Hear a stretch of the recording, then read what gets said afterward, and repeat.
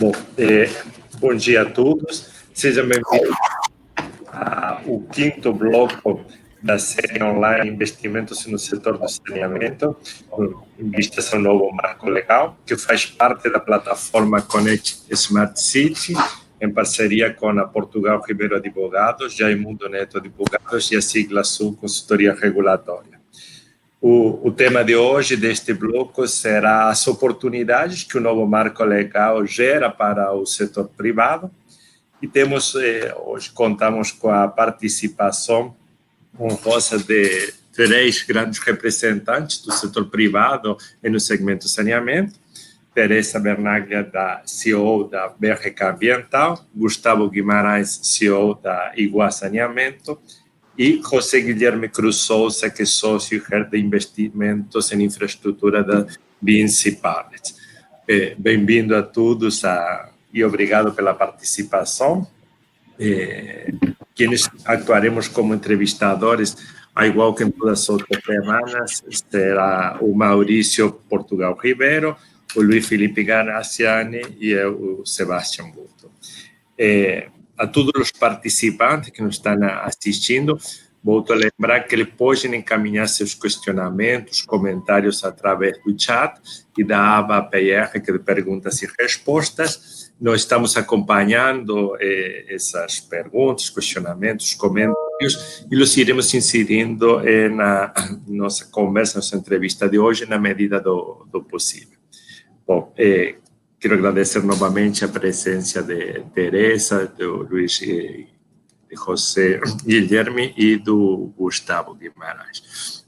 Então, hoje começaria esta entrevista perguntando, em particular para o Gustavo, para a Teresa, quais são os modelos de negócio, seja ele concessões plenas, subconcessões, PPP, aluguel de ativos, em qual o setor privado tem indo crescendo no segmento de saneamento nos últimos anos? Qual foi a escolha do modelo de negócios para o setor privado se inserir e crescer no segmento de saneamento e o porquê da escolha desse tipo de modelo de negócios?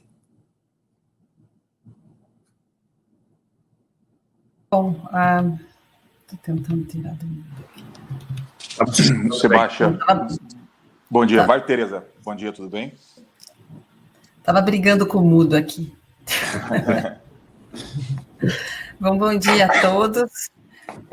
Bom, eu acho que o modelo ideal é aquele que tem viabilidade econômica financeira. E no caso específico da BRK, a gente tem todos os modelos.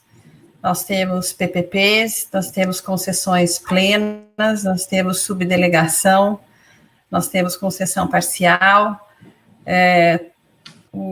e todos eles, o que é importante é, de fato, um modelo que pare de pé, um contrato forte e garantias bem estruturadas. Então, eu acho que hoje, dentro da plataforma da BRK, que são mais de 20 operações, nós temos todos os modelos, inclusive ativos financeiros, né? Temos PPPs que funcionam super bem, que têm estruturas de garantia muito boas, projetos bastante sofisticados, contratos bastante sofisticados, mas temos também PPPs que foram as primeiras, que a gente aprendeu com elas o que não deve ser feito, né? Então, eu acho que o importante, e em combinações de modelos de contrato e em regiões que vão desde pequenos municípios até um estado, né? Então, a gente opera, por exemplo, o estado do Tocantins, é a única empresa privada que opera um estado, são lá 47 municípios de diversos tamanhos, e, portanto, eu acho que tem vários modelos possíveis, desde que você tenha um bom contrato e que pare de pé econômica e financeiramente. Sebastião, deixa eu tentar ajudar com a Teresa. Bom dia, pessoal. Bom dia a todos que estão nos assistindo. E aí, o traço que a Teresa coloca, acho que ele é importante e indo no caminho do seguinte: como o mercado privado cresceu derivado das oportunidades existentes? Muito pouco.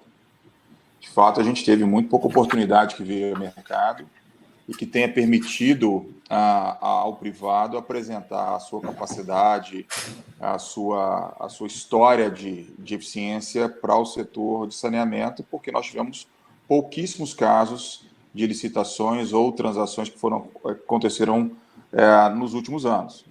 Tivemos algumas importantes, mas que foram basicamente transações entre os players privados que estão fazendo negócio entre si. No ano passado, a gente teve uma grande transação, que foi uma licitação de uma PPP,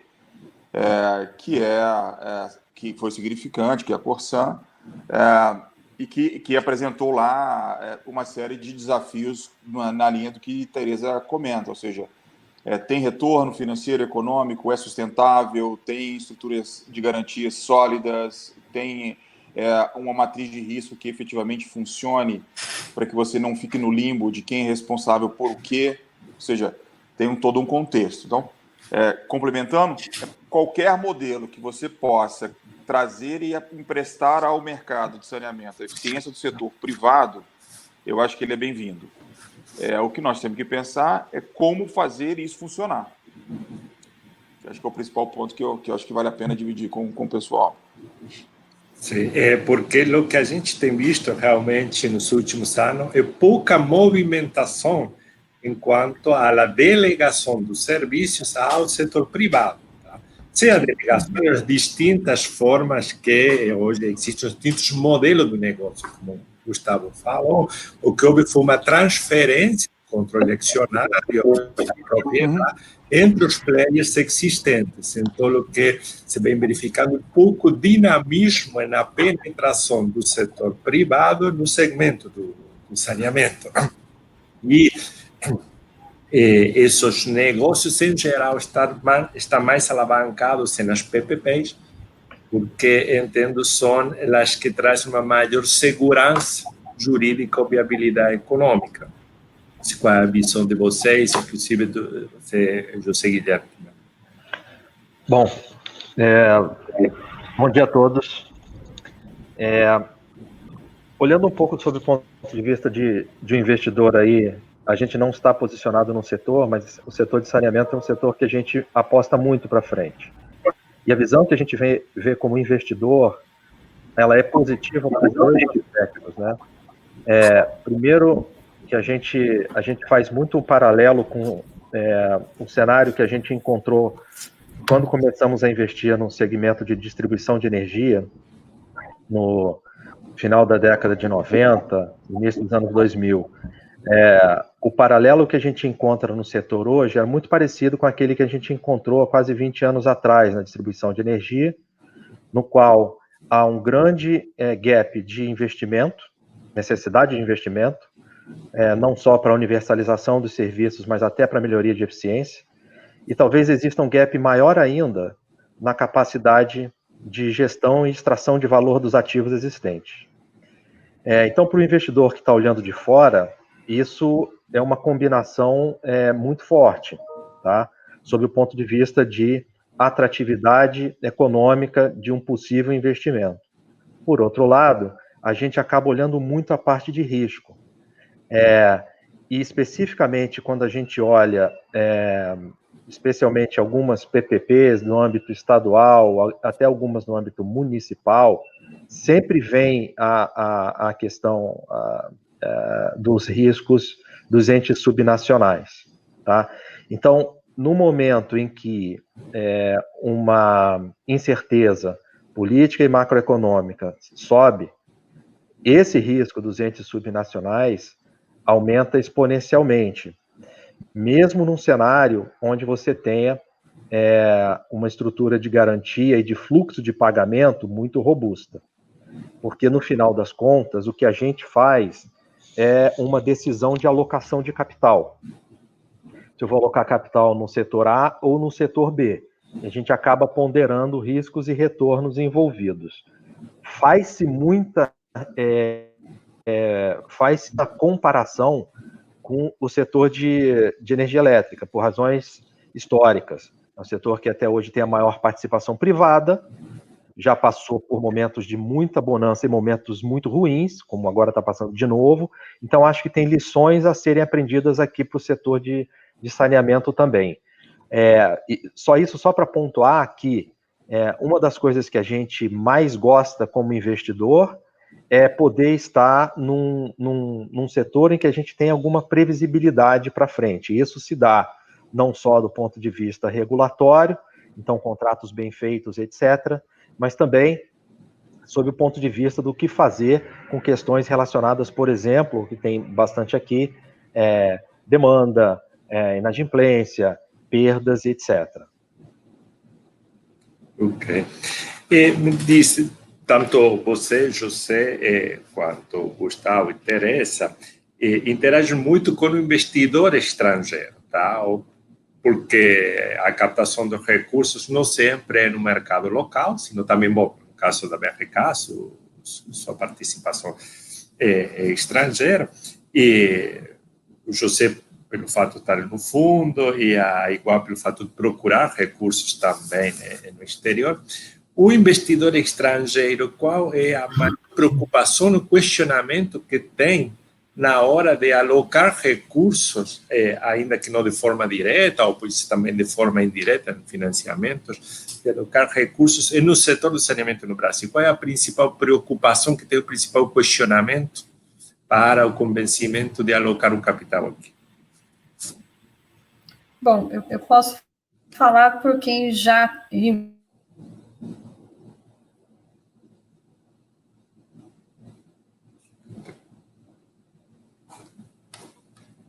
Teresa, eu acho que está cortando.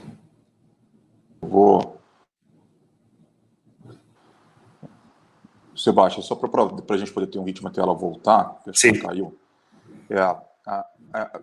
Pegando um gancho aí e tentando te responder objetivamente, é o seguinte: eu acho que o investidor, seja ele um investidor que aloca capital assumindo um risco do negócio, ou aquele que está numa estrutura de renda fixa, que é o investidor de dívida, substancialmente ele busca o que o Zé Guilherme colocou, que é a previsibilidade, a potencialidade de você ter um fluxo que faça sentido ao retorno que ele busca. Então, ele olha um contexto mais amplo. Agora, é indiscutível que quando ele está analisando o setor, o ponto crítico é o entendimento do modelo de negócio vis-à-vis o seu contexto de negócio. E aí nós estamos voltando a falar sobre as inseguranças ou da forma como nós atuamos no Brasil, de ter uma pulverização com relação ao modelo regulatório, de não haver padronização dos contratos, de ter modelos que são dispersos entre o que é o modelo privado e o modelo estadual ou de uma empresa pública de atuação no setor. Isso gera para ele uma complexidade estrutural para a interpretação do negócio que gera para ele algumas dúvidas. Óbvio que a gente consegue, no tempo, mostrar para ele que essas dúvidas, no nosso contexto do mercado privado, ele é mais simples, mais objetivo e, a meu juízo, o que é factível você falar de universalização de serviços, tá? Independente do ponto também que o Zé colocou, que é você ter em determinados momentos, em função das estruturas de garantias, mesmo que elas sejam muito bem feitas, o risco do subnacional trazer alguma perspectiva de desafio adicional na alocação do capital por eles. Então, fazendo um grande resumo, o modelo de negócio atual do Brasil, pelas suas diversas formas, versus ou combinado com a insegurança jurídica estabelecida por termos vários reguladores ou não termos reguladores em contratos, gera para o investidor a maior insegurança. Acho que se eu tivesse que fazer um grande resumo, né? Ótimo. Deixa eu aqui pular nessa discussão que tem alguns aspectos para mim bem interessantes. Um deles é assim, eu queria ouvir vocês sobre isso. Eu já falei aqui nos outros blocos que eu considero que foi um grande erro esse negócio da gente alocar o poder de outorga, né, aos municípios. Eu acho que foi um erro que a gente cometeu, que isso cria uma série de desdobramentos que é muito difícil da gente resolver, né? Mas uma coisa, para mim, parece certa, e a gente alocou o poder de outorga ao município, que tem todas as instabilidades políticas, institucionais, etc., que exige do setor privado, né, Gustavo? Eu até já ouvi de você isso, a pessoa que eu vi melhor verbalizar isso, que exige do setor privado desenvolver a expertise de lidar com isso, né? Eu acho, na minha opinião, a contrapartida dessa atribuição do poder de outorga ao município é ter contratos mais rígidos, contratos que, portanto, reduzam a capacidade de interferência, né, do poder concedente / agência reguladora na sua gestão, no seu dia a dia, né?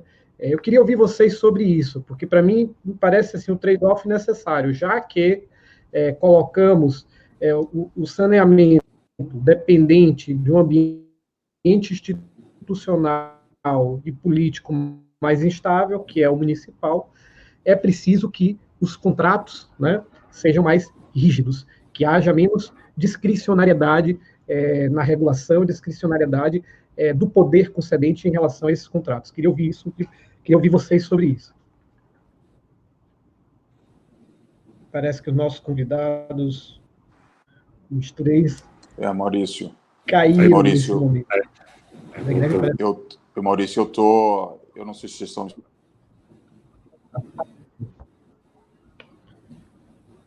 Estamos ouvindo você intermitente, Gustavo, nesse momento. Escutando, não está sendo capaz de permanecer um ano. Alô? Alô, estamos te ouvindo, Gustavo. Me perdoa, então. Maurício, eu te confesso que eu não consegui capturar a sua pergunta, porque a qualidade do meu sinal aqui não está adequada. Mas se você puder fazer por favor, e aí eu vou tentar te dar uma resposta talvez um pouco mais célere com relação ao tema. O resumo é o seguinte: como o Brasil atribuiu ao município o poder de outorga, e o município tende a ser um ambiente institucional e político mais instável, né, que é o Estado e do que a União, a contrapartida de atribuir ao município esse poder de outorga me parece ser o fato da gente ter, que a gente deveria ter em relação ao município, contratos mais rígidos, que deem menos poder ao município e à agência reguladora de mudar esses contratos, né, de ter ingerência sobre esse contrato ao longo do tempo. Era só isso, eu queria ouvir vocês sobre isso. Não, concordo com você, gênero, número, grau, e o que mais precisar concordar, por vários motivos. O primeiro deles é que você tem, diferentemente do que você, tentando fazer um paralelo ao contexto das empresas estaduais ou dos entes municipais que estão operando saneamento e que não utilizando o privado como parte da estrutura de solução do saneamento, tá? Quando você tem uma dinâmica de gestão e que o longo prazo para a infraestrutura é 3 anos e meio, 4 anos, porque é o ciclo eleitoral, você precisa definitivamente de estruturas que você não consiga mexer muito nessa perspectiva. Agora, existe uma série de desafios aqui que passam por, normalmente, e os contratos atuais no Brasil, muitos deles ainda não têm os seus planos integrados. Então, o plano municipal que está efetivamente construído num pensamento de longo prazo para a percepção de qual é o serviço que é necessário, um convencimento da sociedade local sobre qual é o saneamento que eles desejam, porque eu costumo dizer, nos fóruns que eu participo, inclusive nos municípios onde nós temos operações, nas câmaras de vereadores, com os prefeitos, etc., que pessoal, nós temos a capacidade de fazer um saneamento de alto nível. Porque a gente tem capacidade de alocação de capital, nós temos capacidade de engenharia, nós temos a capacidade de inovar. Agora, vocês precisam dizer qual é o saneamento que vocês desejam.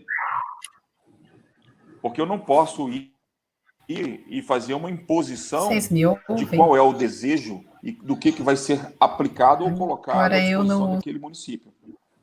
E aí, esse contexto, que não é simples, me leva a crer, Sebastião, você me ouve agora? Mais ou menos contigo, que deveríamos ter agora também contratos muito mas eu mais peço rígidos que nós temos hoje.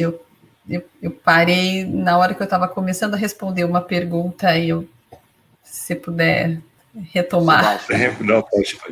Acho que a Tereza está falando ali, mas ela não está captando o som. Justo o Gustavo estava terminando de fazer uma consideração, tá? E aí voltamos à pergunta na qual você caiu a conexão.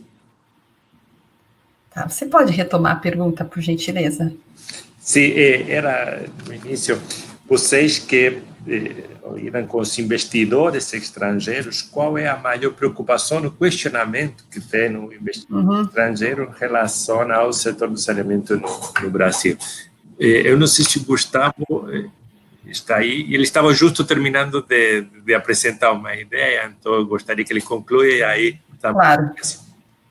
Desculpa, Gustavo. Acho que quem saiu agora é Gustavo, então podemos voltar. Eu acho que a pergunta é sempre sobre segurança jurídica e se os contratos serão honrados. Previsibilidade. Então, como a gente tem, nós temos, já estamos posicionados, já temos uma operação, uma plataforma bastante diversa, que vai desde concessão em municípios pequenos até operar um estado, uma região metropolitana, como é o caso de Recife, com mais de 4 milhões de pessoas, a pergunta que fica é, de fato, o quanto a gente pode garantir que os contratos serão honrados, a segurança jurídica e a previsibilidade. Eu acho que essa é a grande pergunta, e todo o conhecimento embarcado numa operação como é a nossa, faz com que, de fato, olhar a oportunidade do setor para crescimento passa necessariamente, e ainda de uma forma com conhecimento de causa de quem está operando uma plataforma que hoje suporta e atende 15 milhões de pessoas, com contratos, como eu disse no começo, bastante complexos, diversos, muito estruturados. Então, a gente sabe o que é a gestão do dia a dia de um contrato, a interação com os subnacionais, com as prefeituras, com os estados, e faz com que a gente tenha uma análise bastante crítica para esse mercado que está aí na frente. Os números variam, mas são muitos bilhões de reais de investimento. E aí a pergunta de qualquer investidor é alocação de recurso, risco versus retorno, e, obviamente, a segurança jurídica que vai embasar esse estudo, né? Então, eu acho que hoje a pergunta que se faz muito é essa, e o que faz também com que o saneamento seja, de fato, uma grande oportunidade, mas a gente precisa enfrentar alguns problemas que eu acho que, em certa medida, o PL mitiga bastante, né? Obviamente que o PL aprovado, ele não vai mudar o setor no D+1, existe muita coisa que precisa ser implementada, que é uma ANA estruturada, que entenda e que consiga fazer o seu papel de dar as diretrizes. Infelizmente, o que ela pode fazer é dar as diretrizes, porque tem a questão da concessão no nível do município, do poder concedente, mas fato é que o PL é o grande driver para mitigar muito dos riscos que hoje quem opera no setor vai considerar na hora de avaliar novos leilões ou novas licitações. E a gente falava há pouco que no país que tem todo o déficit de saneamento e que agora com o Covid explicita, né, fica assim, visceral, a conta chegou, né, da falta do saneamento, a gente vê, só para falar de 2017 para cá, houve uma única licitação relevante, que foi a da Corsan, em dezembro do ano passado. Quer dizer, é completamente fora de proporção a necessidade versus a realidade, e isso tem muito a ver com projetos que não vêm. Muitas vezes, quando os projetos vêm, são projetos que não são qualificados, então ele cai num limbo de uma discussão jurídica, como muitos que surgiram, ainda que pequenos, desde 2017 para cá.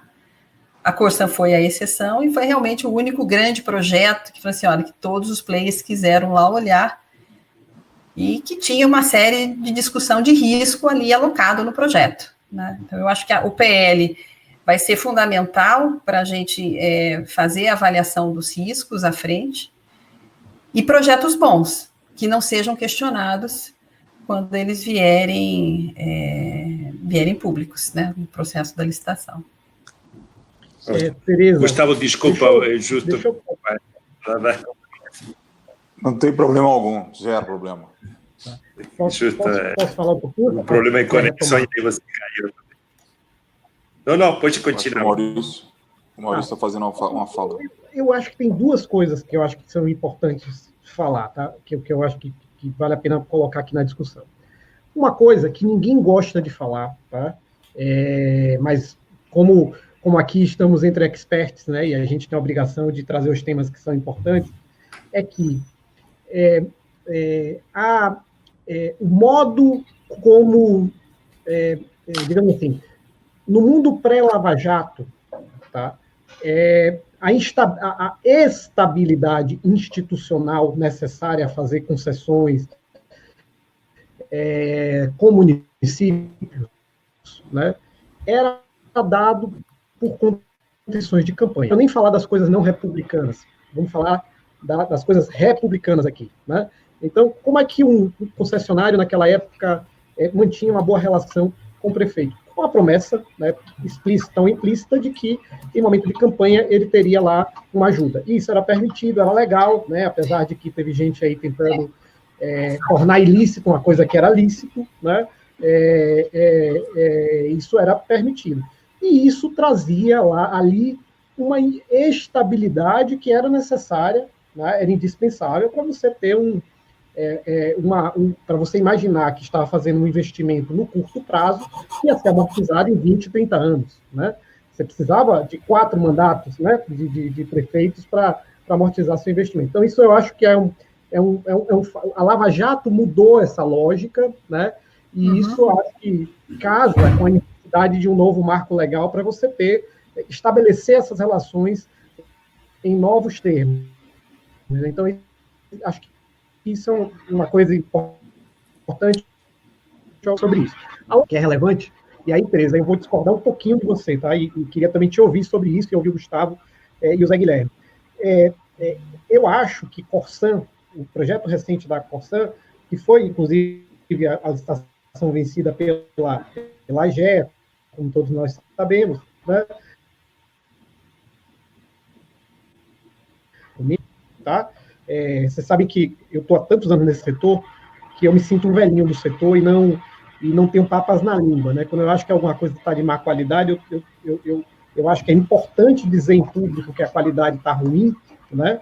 Porque é a forma de, na esfera pública, a gente começar a pensar em como corrigir, né? E discutir isso, tornar isso uma discussão pública, né? Acho que aquele edital para mim, um símbolo, assim, ele para mim simboliza, por um lado, a necessidade, como a Tereza falou, né, de retomar. Desde 2017 a gente está parado, não fez nada relevante, né? Por outro lado, ele é emblemático em relação à má qualidade do material. A distribuição de risco está muito ruim, as regras de reequilíbrio são sofríveis, né? Sofríveis, né? Sendo sincero aqui, que o pessoal da Corsan não fique chateado comigo, mas estava muito ruim aquilo, tá? Eu analisei e realmente não achei que fora de parâmetro. Por que eu estou dizendo isso? Tá? Porque eu queria ouvir vocês sobre a oportunidade que representa o marco legal em relação a não só você fazer coisas grandes, né, mas finalmente fazer coisas grandiosas, ou seja, melhorar isso, melhorar a qualidade desses materiais que estão no setor de saneamento muito para trás da evolução da nossa teoria, da nossa prática em outros setores. Né? Em outros setores você tem coisa muito mais bem feita, né? Então, eu queria ouvir você sobre isso. Eu acho que o PL não vai resolver qualidade de edital. Tá? E eu acho que concordo contigo, Maurício, quando você disse que o projeto da Corsan foi emblemático. A gente tem que aprender com o que aconteceu na Corsan. E nós temos discutido muito como o BNDES, nos editais que ele está trabalhando, para que a gente melhore aquilo que foi colocado no processo da Corsan. Eu acho que o processo da Corsan tem o mérito de ter sido transparente, todos puderam comentar, fazia tempo, quer dizer, eu sou nova no setor, eu entrei no setor de saneamento em 2017 com a BRK. Esse foi o primeiro processo onde todos puderam participar, discutir de forma republicana lá com a Corsan, fez um processo público. Agora, de fato, tinha muitas fragilidades na questão da análise de risco e a gente verbalizou e discutiu de uma forma muito transparente com a Corsan sobre isso. É um risco que a gente não quis comprar, claramente, pelos pontos que você muito bem colocou. Agora, a gente tem uma oportunidade de aprender com esse processo, que teve coisas que foram boas, mas precisa muita coisa ser ajustada, e isso a gente tem usado na argumentação e nas conversas que a gente tem tendo com o BNDES para os editais que estão aí na rua. Casal, SEDAI, e a gente tem que lembrar ainda que, sim, tem muito dinheiro disponível, em tese, para investir em saneamento, mas se antes eu já havia uma preocupação de alocação de risco entre o poder concedente e a concessionária, agora com o Covid, ele foi, assim, subiu exponencialmente. Né? A gente tem questões agora como inadimplência, que está posta à mesa de uma forma bastante relevante. É uma preocupação do setor. O país vai sofrer, como todos os países estão sofrendo, com um adicional de que tarifa de água e esgoto está sujeita às intempéries do município, da Câmara de Vereadores do município, e nós temos uma eleição.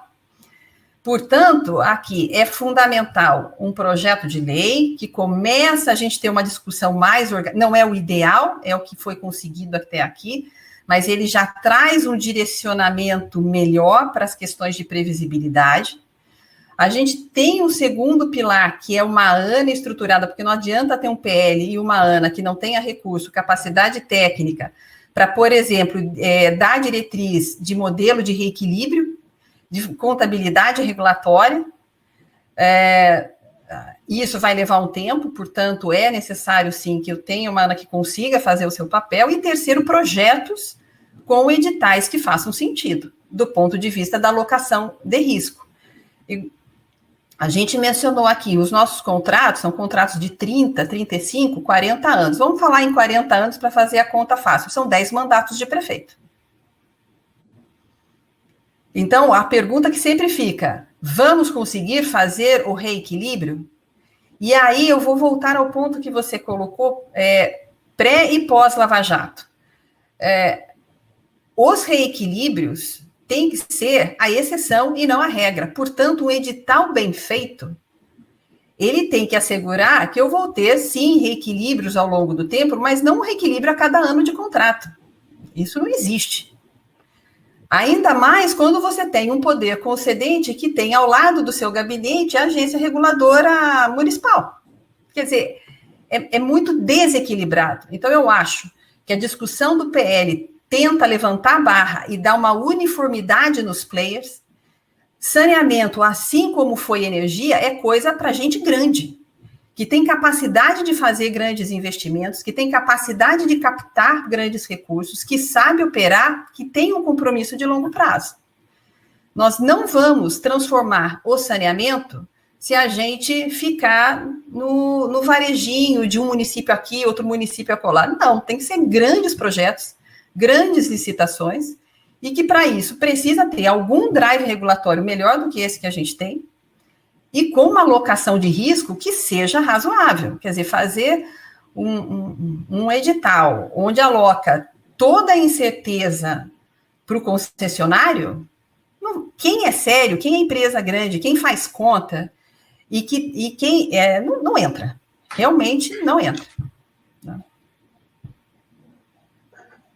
Se eu puder só adicionar, Maurício, acho que a Tereza tocou nos principais pontos aqui, né? A gente tinha falado um pouco na questão desse risco do subnacional. É muito difícil você montar uma tese de investimento, pensar em fazer um investimento que vai durar 10, 15, 20 anos, quando o risco de captura do seu regulador é gigantesco. Muitas vezes o secretário de Finanças é secretário de Finanças do município de manhã e à tarde está sentado na cadeira do teu regulador. Cara, assim, eu vou botar o capital em outro setor, entendeu? Não dá. Tem coisas que superam a história de você botar uma premissa ou uma fórmula numa planilha para fazer uma conta. Esse risco distribuído nos municípios, e até em alguns lugares, até o risco distribuído em estados, né, nas agências reguladoras, ele está anos-luz ainda, eu acho, que de poder ser assumido de uma forma institucionalizada por investidores grandes.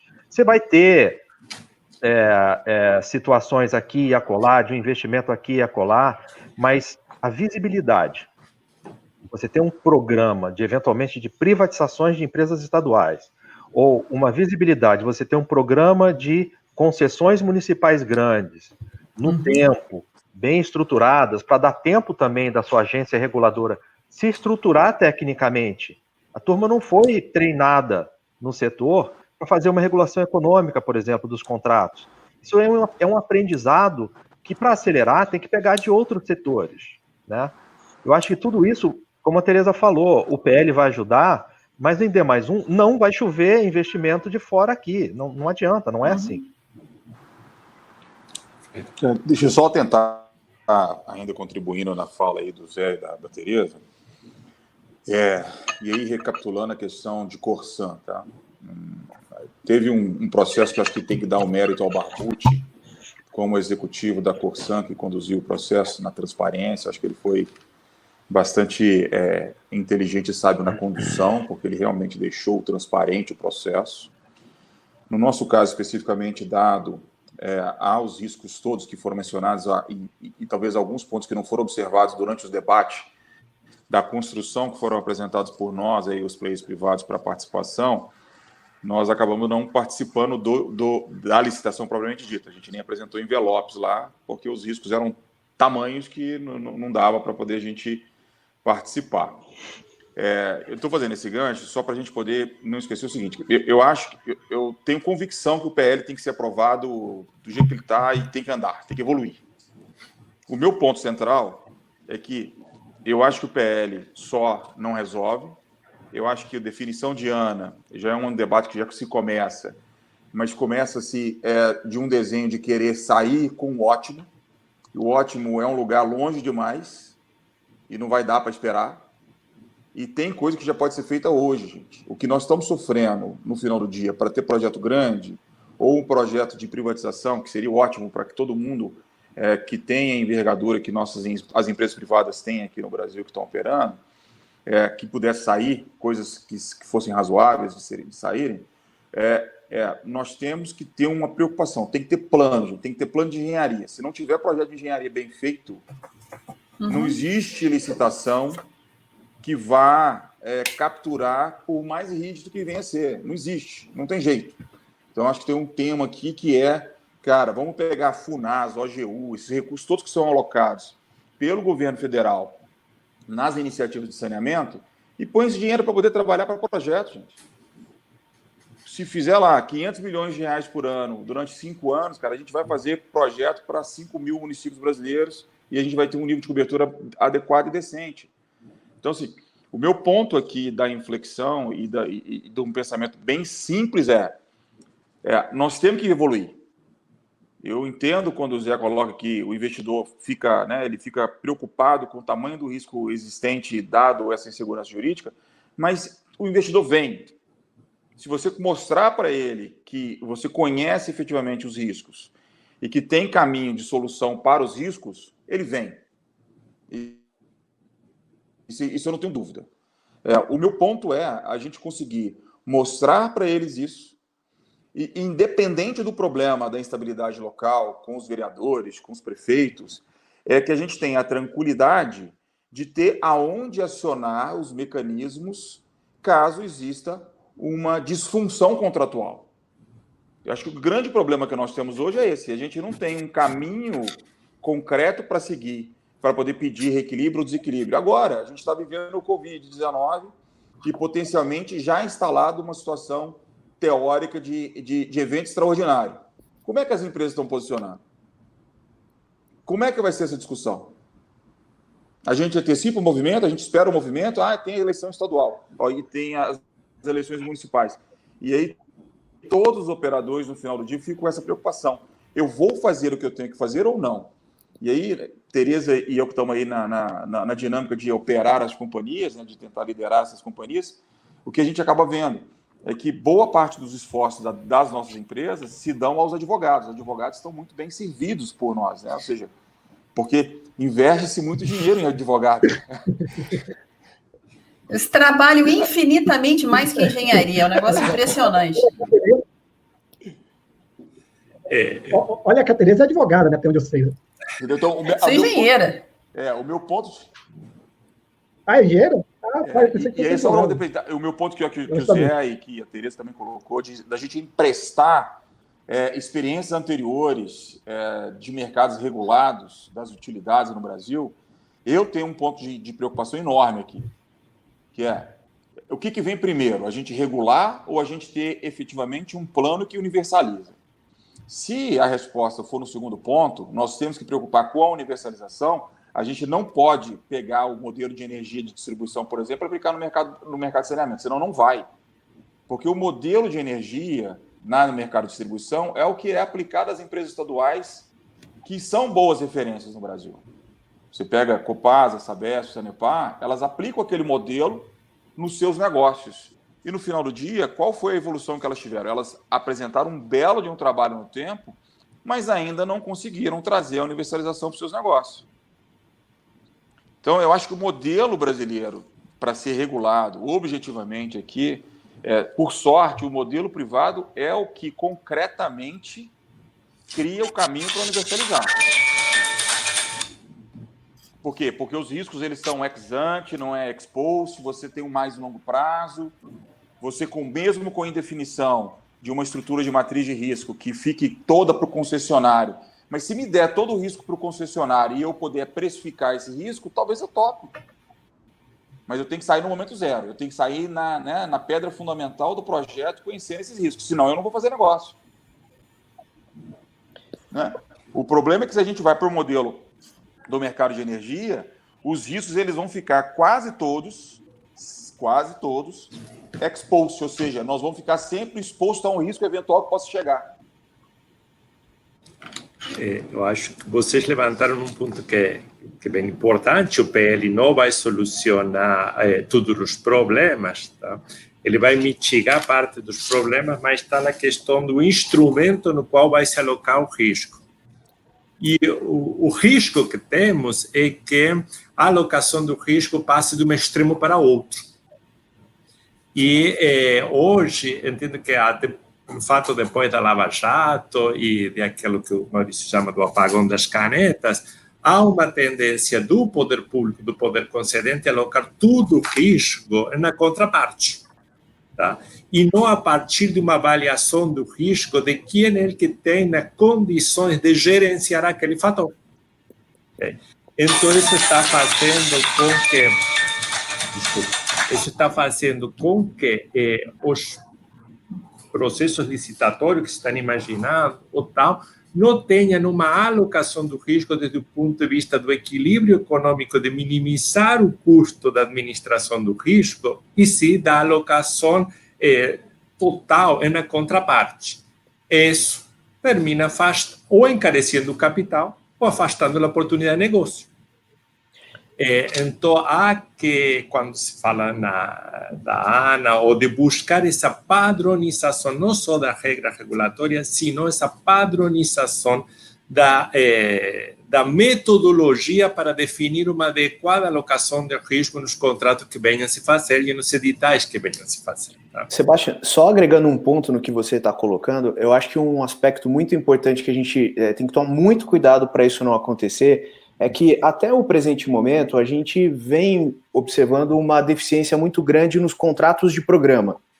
Então os contratos, eles basicamente transferem o problema do saneamento dos municípios para os governos estaduais, para as companhias estaduais, mas por outro lado eles não têm nenhum tipo de meta muito clara, então essa assunção total de riscos, mas, por outro lado, sem KPIs para que se faça o acompanhamento do cumprimento do contrato, pode ser possível no modelo em que ninguém acompanha nada. Agora, no momento em que a gente passa a ter contratos com a iniciativa privada, em que, independente do que aconteça, a meta precisa ser cumprida, aí a gente precisa ter uma seriedade muito grande ao tratar a alocação de risco, porque isso vai implicar na viabilidade ou inviabilidade de negócios. Graziano, mas isso nos leva a um tema, cara, que se esse modelo vingar, e aí eu sou favorável ao seguinte, de novo, passa o PL, gente, renova o contrato de programa com a empresa estadual, deixa o mercado andar, vamos privatizar a empresa que tem que ser privatizada e vamos fazer o negócio andar. O meu receio aqui isso leva ao mercado privado a atuar só em PPP. Existe uma tendência natural para isso. O mercado de PPP é um mercado de completion, é um mercado que você sabe que você vai ter que executar uma obra e vai ter um retorno. Legal. Aqui, gente, a gente não vai entregar a toda a capacidade de gestão da empresa privada. Então, esse é um o mercado ponto de PPP é muito legal. É muito legal para gerar retorno e gerar sustentação das empresas privadas. É bacana, eu acho legal. Eu acho que a gente vai conseguir levar serviço para todo mundo. Agora, ele não é aquilo, pegando o gancho que o Zé colocou lá no início, que o mercado nacional de saneamento precisa, além de capital, ela precisa de conhecimento de gestão. Existem muitos profissionais capazes das empresas estaduais, tem muita gente muito boa, né? E a gente tem exemplo do mercado de energia que foi sucesso, que uma Equatorial da vida, que virou uma máquina de fazer dinheiro e fazer negócio. Por quê? Porque pegaram os staffs técnicos que lá tinham, tiveram todo um desafio de gestão e eles conseguiram superar e entregaram belos resultados até agora. Então, no nosso mercado vai ser a mesma coisa. Meu ponto, cara, nós não podemos ter um mercado que ele evolua só em PPP para o privado, porque a gente vai continuar ainda com uma disfunção de gestão. Até porque, Gustavo, o que você coloca, acho que é um ponto importantíssimo, porque a lógica dos contratos de saneamento, já no modelo atual, e isso é reforçado com o novo marco regulatório, é da sustentabilidade econômica dos serviços. Se você tem hoje um operador que, por qualquer razão, ele não consegue, a partir da arrecadação de tarifas, realizar os investimentos, você permitir uma parceria, uma PPP, apenas para, com recursos do orçamento, suprir essa deficiência da conta que não fecha, isso é um problema que, por mais que no curto prazo você tenha algum tipo de contrato, algum tipo de espaço para crescimento da iniciativa privada e, de certa forma, permita um avanço, esse problema vai estourar daqui a pouco, porque esses contratos não seriam sustentáveis. Então, eu concordo com a tua ponderação, eu sou um grande defensor das PPPs, mas elas precisam ser muito bem pensadas para não se tornarem uma forma de omitir a deficiência operacional de determinados operadores. Acho que seria interessante ouvir vocês um pouco sobre isso também. Eu queria colocar um ponto agora. Deixa eu só complementar o Felipe em relação a uma coisa, tá, Greg? Que eu acho que bota mais pimenta nesse angu aqui, que assim, se você for olhar como da perspectiva da situação atual das empresas estatais, tá? Eu vejo, eu não sei vocês têm mais capacidade de avaliar do que eu, mas eu vejo 3 empresas em condição, né, de caminhar para uma privatização, tá? Com um monte de problemas, cada uma, a serem resolvidos até chegar lá, tá? Mas eu vejo Sabesp, eu vejo Copasa e eu vejo Sanepar, tá? Tem outras que você pode tentar encontrar arranjos, né? Tentar fazer cisão, tirar os pedaços ruins para lá, para cá, etc. Mas eu vejo 3, né, que são candidatas claras à privatização. No demais, né, o modelo de PPP vai se tornar uma fatalidade, eu acho. Tá?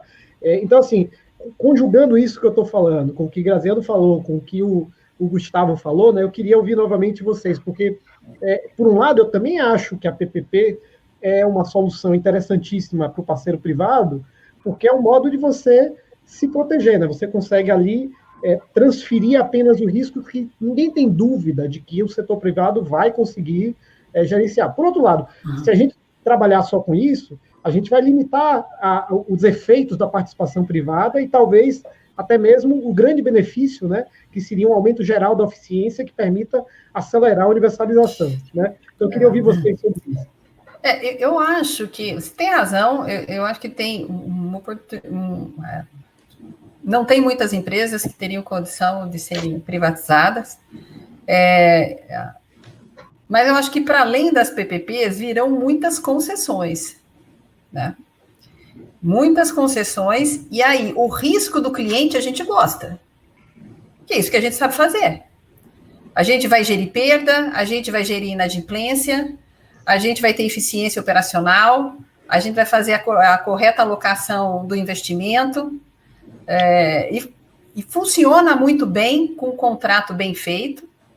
O ponto que fica, novamente, e a pergunta crucial, é a segurança jurídica de um contrato que me garanta que nos próximos anos não vou ter uma inferência jurídica, uma inferência política que questione a tarifa.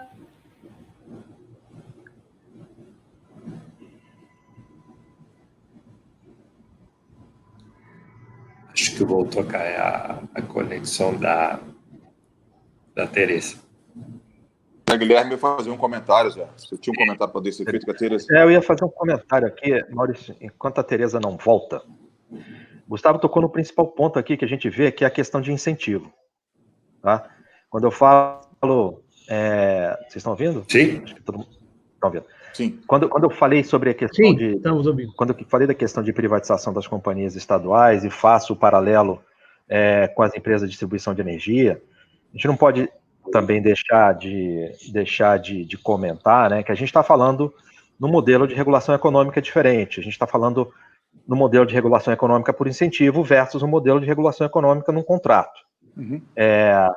Então, eu vivi essa experiência na Equatorial, que Gustavo comentou, e aí, Maurício, pré-Lava Jato, tivemos a mesma situação. Os estados e as companhias estaduais eram também cabide de empregos e tinham seus acordos tácitos, né, com prefeitos e com governadores e etc.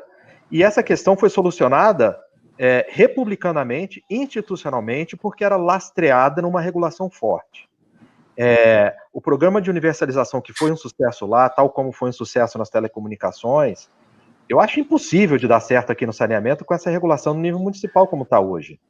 E além, a gente não está nem falando ainda, que deveria falar muito, sobre a questão de capacidade de pagamento. A capacidade de pagamento do consumidor que vai pagar a conta, como é que é? Porque você tem aí 100 milhões de pessoas que não pagam conta hoje, sei lá quantas, que vão ter que começar a pagar.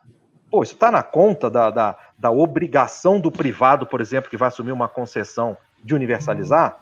Como é que isso vai ser feito, cara? Assim, eu acho que tem uma série de coisas a serem pensadas antes de obrigar, por exemplo, um privado, num contrato de concessão desse, a universalizar um serviço em 30 anos, ou em 20 anos, ou o que seja. Será capaz de fazer isso? Será capaz de receber essas receitas e amortizar seus investimentos e operar a sua concessão, o seu contrato? Não sei, eu acho que essa discussão não vi acontecer ainda. E aí, Zé, no gancho, mais uma vez, você tocou num outro ponto que a gente fala pouco, que é a capacidade creditícia, a capacidade de crédito dos entes que participam dessa cadeia de valor do saneamento. Porque para que a gente possa operar num contexto de PPPs, nós sabemos que as estruturas de garantia são vitais, certo? No final do dia, é uma assunção de responsabilidade indireta que nós, operadores nas PPPs, tomamos, porque o risco de crédito sempre vai ser do munícipe, né? Vai ser sempre do consumidor no final do dia. E nas PPPs, a gente acaba tendo uma estrutura de garantia que ela supera usualmente o serviço que você está fazendo por causa das estruturas para que pare em pé o modelo econômico. Isso quer dizer que, no final do dia, que é impossível esse modelo que a gente tem hoje dar certo, porque não existe crédito ou estruturas de garantias creditícias suficientes. Se a gente pegar que o Brasil vai ficar em PPP tendo uma relação de 2:1, 1,5 para 1 com relação ao risco financeiro, né? O fluxo financeiro total que existe nesse lugar, Nós estamos falando que o PIB do saneamento teria que ser 1,5 2 vezes potencialmente que ele é.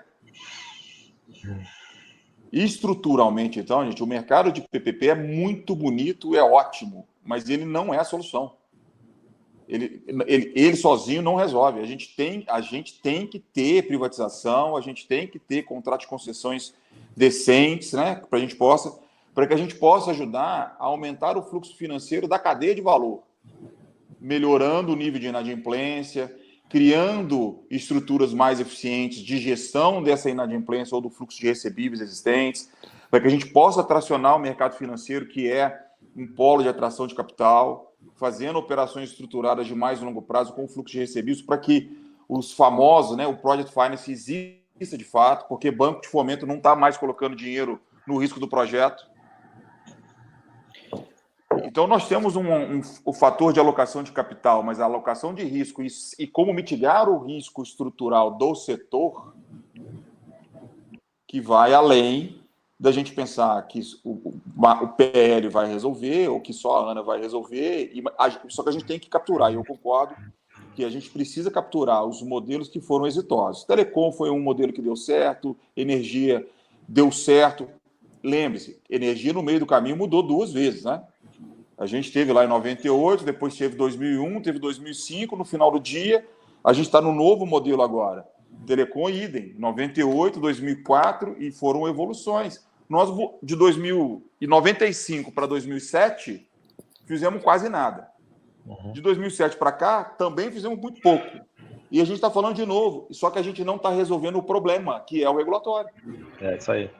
É isso, Gustavo, é exatamente isso, cara. E assim, o setor não foi capaz de aprender ao longo do tempo, porque não teve nem a possibilidade de fazer e errar, como os outros setores tiveram, né? Você pega as próprias rodovias aí, cara, a rodovia do PIO, PIO 1, PIO 2, PIO 3, foram mudando ao longo do tempo, porque foram errando, foram acertando, e agora parece que está um modelo um pouco mais azeitado. Sim. Nós não vamos acertar de primeira aqui, cara. Isso aí esquece, né? Mas tem que começar. Sim, concordo. É isso que eu tô falando. Por isso que é meu ponto. Para mim tem que passar, tem que aprovar a PL, vamos fazer ANA, vai ser ANA, que se não vai ser ANA, vai ser quem for. Olha, você tocou no outro ponto agora, que é assim, olha a diferença das movimentações setoriais, né? Há uma crise, há um movimento aí, há um evento, né, de força maior, né, que está pegando todos os setores. Qual é, dos setores regulados, o único que está institucionalmente conseguindo levar seus pleitos e buscando uma solução para o setor institucional? É o setor energia. Energia. Vocês estão sentindo, eu tenho certeza que vocês estão sentindo os mesmos problemas. Queda de mercado, aumento de perda e aumento de inadimplência. O que o setor está fazendo institucionalmente para resolver? Zero, a gente não vê isso acontecer. Então a própria organização, cara, para levar os pleitos... Mas aí, Zé, eu vou te falar que nós tivemos uma grande evolução nesse lugar, tá? Foi a primeira vez, depois de muitos anos, que eu vejo as associações das empresas públicas e das empresas privadas com convergência com relação ao que demandar, né? Então, isso também foi um avanço, aonde sentaram e conseguiram fazer uma construção, a ESB junto com a Bicom, e levaram um pleito conjunto para os ministérios, no sentido de mostrar que precisávamos de ajuda e estão buscando aí alternativas e soluções. Mas ainda assim, não é suficiente. Ainda não é aquilo que nós precisamos para fazer a evolução que merecemos. E, de novo, como tem tanta coisa para ser feita, eu entendo assim que o ministro Tarcísio está fazendo um belo de um trabalho para aquilo que é a infraestrutura que ficou com ele. O ministro Marinho está tentando fazer todo o esforço possível para poder trazer o saneamento para o protagonismo. O ministro Paulo Guedes, idem, ou seja, tem todo mundo tentando buscar um caminho de solução. Eu acho que precisávamos perceber que o saneamento é o lugar, gente, que efetivamente consegue criar uma catapulta, porque ele é muito amplo e ele é muito carente. A gente está falando, cara, de emprego, a gente está falando de educação, a gente está falando de saúde, a gente está falando de transferência de renda, a gente está falando de modelo econômico que vai rentabilizar o setor como um todo. Nós estamos falando de resolver o problema do governo estadual, a gente está falando de... Entendeu? é uma solução muito ampla. E que, agora, às vezes não está sendo vista dessa forma. Um aspecto que me parece muito positivo existe muita expectativa em relação ao marco. Eu acho que algumas precisam ser trazidas talvez para um patamar um pouco mais crítico, até para que a gente possa, não nesse primeiro passo, porque acho que é consenso que fazer qualquer ajuste no projeto agora só adiaria os benefícios, né? Então a gente precisa, de fato, subir esse primeiro degrau e depois pensar nos próximos. Mas um aspecto que já é muito interessante, e eu estou no setor, acho que desde 2006, eu nunca tinha visto isso acontecer, é o saneamento ganhar essa repercussão nacional, esse amplo debate que tem acontecido, e isso me parece um aspecto muito positivo, independente do marco regulatório, porque muitas das ferramentas que estão sendo aprimoradas no novo marco, eles já estão na lei de saneamento, né? A própria questão da sustentabilidade econômica que a gente falou já é um princípio do saneamento. E acho que esse debate, essa análise crítica, pensando em proposições, ela vai ser muito interessante e trazer um aspecto que a gente não consegue medir, mas que eu acho que esses resultados vão aparecer independentemente do PL nos próximos anos. Sim, eu acho que sim, Zé. Acho que você tá colocando um elemento que também é vital. Ou seja, o nível de discussão vem aí uma fala mais ativa, setorial e institucionalmente estão acontecendo. Tem mais gente olhando enquanto solução. Agora, só pegando o dado para a gente poder ver como deveria se dar a discussão e, eventualmente, a percepção que o parlamento brasileiro está fazendo um belo de um trabalho no tempo que vem evoluindo, né? As coisas não estão parando, mas talvez precise do ponto final. Vamos sair um pouquinho do gerúndio, vamos dar um ponto final, depois a gente começa um outro parágrafo, que é meu ponto. A gente tem um pouco mais de 5.500 municípios no Brasil. A gente está falando de mais ou menos 3.300 em empresas estaduais. Muito capazes, outras menos capazes, com desafios, etc. Nós estamos falando de pouco mais de 320 no mercado privado com as empresas privadas. Tem um limbo, não é limbo, mas é um lugar de 1.100 municípios que estão sob gestão municipal. Nós temos gestões municipais muito efetivas e outras que não são. Eu estou dizendo aqui, a polarização com relação ao interesse é muito grande. Então, eventualmente, o que a gente tinha que atuar aqui é num ponto que é extremamente polêmico e que talvez não tenha resolvido, que é a questão da titularidade. Né? A interpretação que foi dada e que virou uma solução gerou um problemão, né? Virou um grande problema. Quem é o titular do serviço?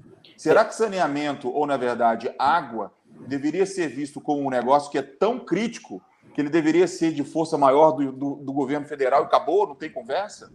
Gustavo, cara, eu acho esse ponto o ponto mais central, cara. Quer dizer, no final do dia, a minha sensação é assim, a gente, o novo marco legal resolve um monte de problema, a gente tem que aproveitar essa oportunidade para andar para frente. Tudo que você falou, concordo plenamente. Mas a gente não pode esconder que, e acho que é um ponto que a gente tem voltado a ele várias vezes aqui nesse nosso evento, né? Que essa história de colocar na mão dos municípios um serviço tão essencial, né?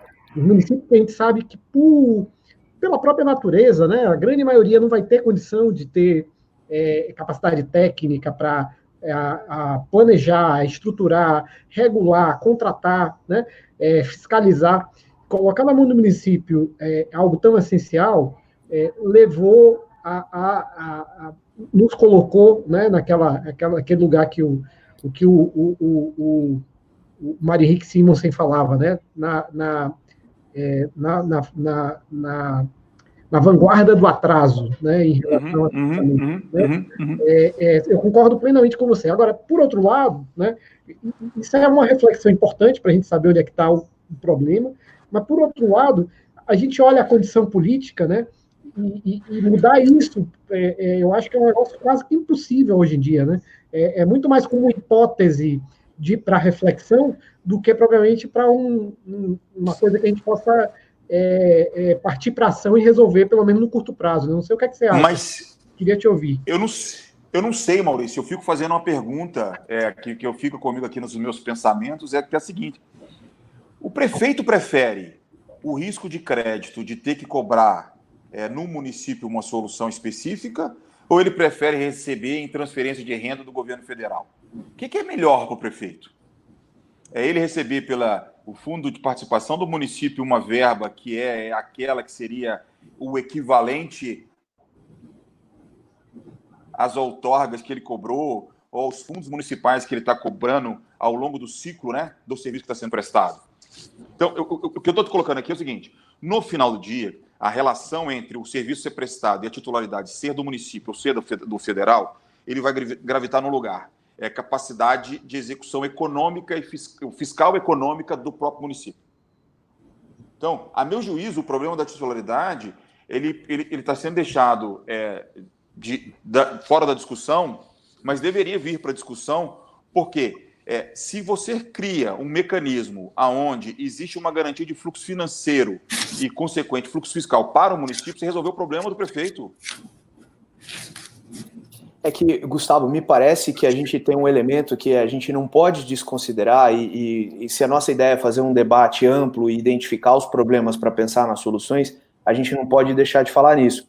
Me parece que a questão da titularidade ela é um problema muito grande que atrapalha, de fato, o setor, o desenvolvimento. A gente vê a quantidade de casos que foram judicializados e oportunidades que acabaram não indo ao mercado por conta dessa judicialização, mas a minha percepção pessoal é que esse problema ele é muito mais em função de uma dobradinha maléfica para o setor, que é a questão do contrato de programa, né, com dispensa de licitação de um lado e a discussão sobre uma mitigação da titularidade do município do outro, que acaba causando toda essa instabilidade. Porque eu digo isso quando você olha serviços que também estão dentro da definição de saneamento básico, como, por exemplo, drenagem urbana, eu desconheço, se existir até gostaria de conhecer, algum estado que tenha judicializado uma discussão porque ele quer resolver o problema de drenagem do município. O interesse é muito mais das corporações que aí sim movimentam as estruturas dos estados em relação à discussão de água e esgoto, que são serviços passíveis de cobrança de tarifa, do que uma discussão sobre responsabilidades a partir da Constituição, e que me parece que sem tratar isso, e aí talvez o PL traga uma solução, porque ele mitiga essa, me parece até uma descaracterização da colaboração interfederativa, que é o que o contrato de programa deveria ser, e ao obrigar a licitação, quando a gente está falando de uma prestação de serviço que pode ser, independente do prestador ser público ou privado, vai ser prestado da mesma forma. Então, acho que a questão da titularidade, na minha percepção pessoal, tende a ser um problema menor quando a gente elimina essa dobradinha com o contrato de programa, né, com a dispensa do contrato de programa. Eu acho que assim, a questão... Vai, Sebastião, vai colocar? Sim. Que a questão da titularidade sem dúvida, um tema que ele merece um debate, ele não foi colocado na mesa, mas que resolver a questão da titularidade, se ela não foi adequadamente colocada no município, eu acho que é uma questão que não se conseguirá resolver no curto prazo, uma questão que ele não... rever a titularidade não vai levar ainda a ficar mais 30 anos sem avançar no saneamento. Acho que o importante é identificar que a titularidade no município, e em particular municípios menores, ela pode ser uma entrave.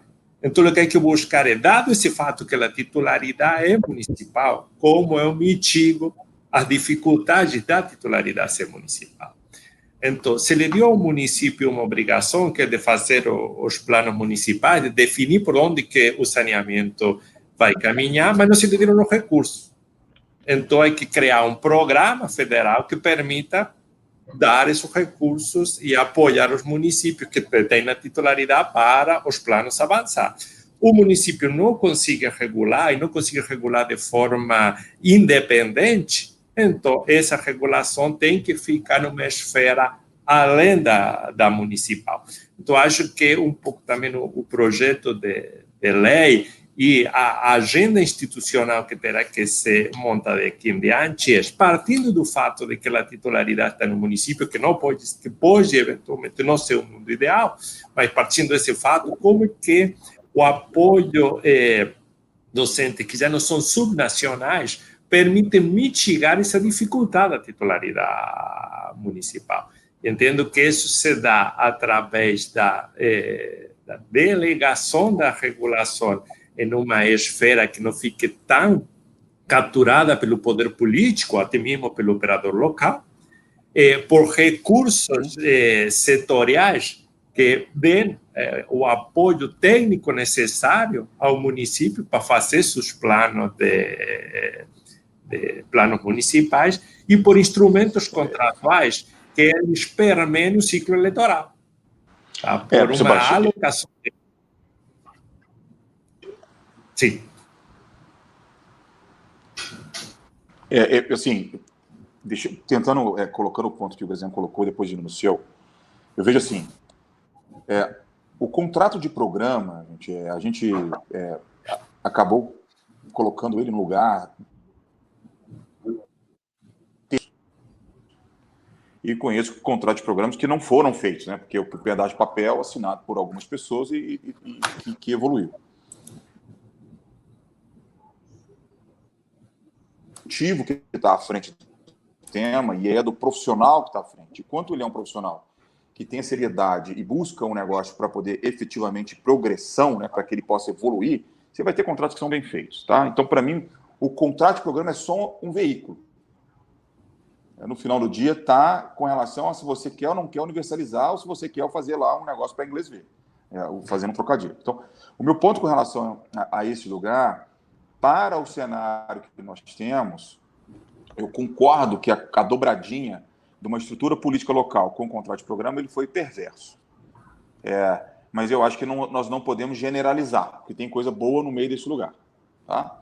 E aí, indo no que o Sebastião está colocando, que é como fazer essa construção de solução sobre a titularidade e como fazer isso funcionar. E aí,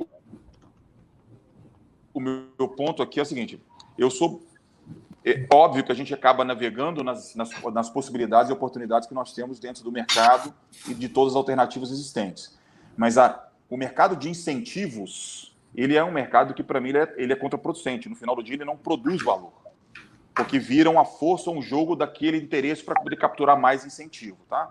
Então, como eu disse, a meu juízo, para que a gente pudesse evoluir concretamente e sabendo que nós precisamos de plano, né? Porque sem plano a gente não vai conseguir dimensionar efetivamente risco, a gente não tem noção de risco, a gente precisaria pegar a verba federal, se for o caso, que tem disponível, a gente tem o AGU, a gente tem FUNASA, que são alocados, cara, e vamos fazer plano. Vamos fazer plano. De novo, é óbvio que a gente vai falar que o melhor dos mundos, né, não é o bem feito, é o feito, né, cara? Então, vamos para uma solução de se fazer.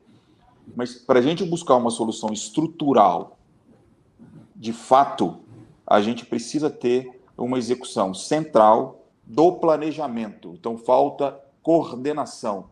Não adianta a gente pensar nos polos isolados, porque saneamento não é feito para um único município. Eu não tenho todos os 5.000 municípios do Brasil capacidade hídrica. Eu tenho um problema de hidrologia no Brasil. Aonde que eu vou pegar água para poder fazer saneamento que eu preciso, que é fundamental que tenha? Você pega o estado do Ceará com suas características, como é que você vai criar um modelo individual ou coletivo? Então, o meu ponto aqui, de novo, eu acho que o tema água, conectando a sua cadeia de valor como um todo, que vai desde aquilo que ele produz enquanto um item ambiental, do meio ambiente, que traz, né, produção alimentícia, que tem aí a capacidade de produção de energia derivada da nossa matriz energética, que produz a capacidade de abastecimento para a população, porque a gente faz adução na maioria dos rios, independente deles estarem com problemas nos seus ciclos de vida, né, de estar contaminado ou não estar contaminado, o meu ponto central é a bacia hidrográfica brasileira e os pontos de captação para que você tenha o saneamento no todo, na sua cadeia completa, também precisa ser observado na solução.